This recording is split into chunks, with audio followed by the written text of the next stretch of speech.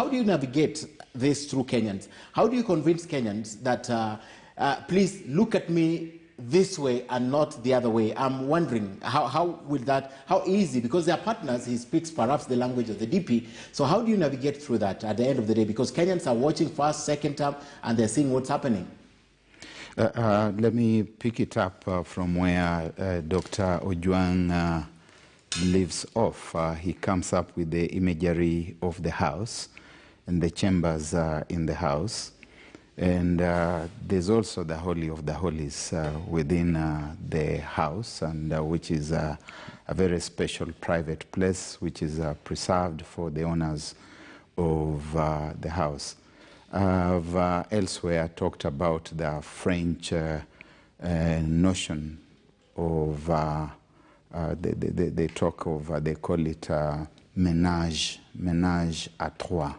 Ménage à trois means that one of the partners in a marriage may bring a stranger into the chamber where strangers are not allowed to come.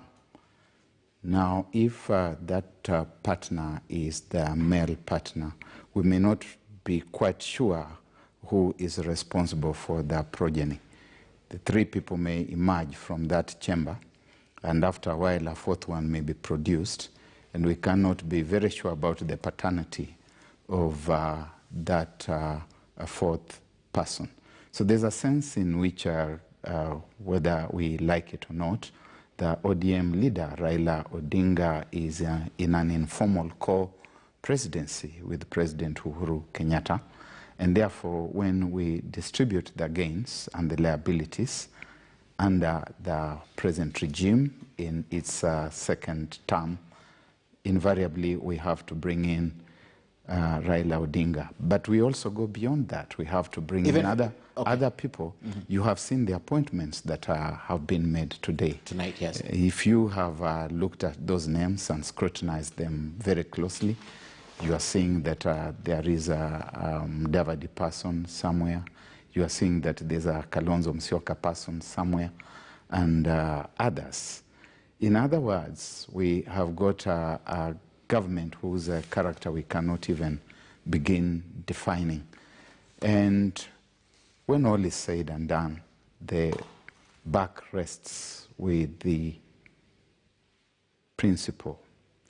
The buck rests with the head of state, because it is his tea party. Some of the people are his guests.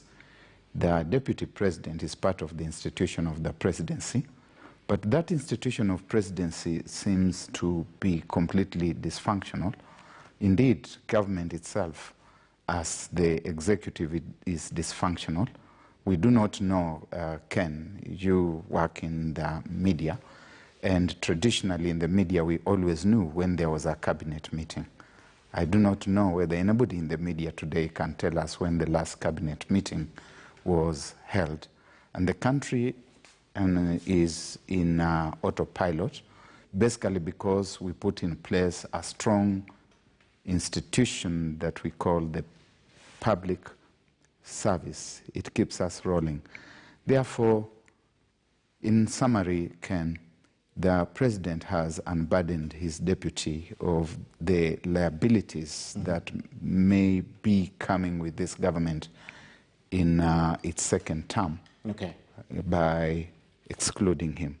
He sends his juniors to represent him in various places, various functions, meaning that the responsibility really rests with the president and those persons. And he has even invited the deputy to consider quitting.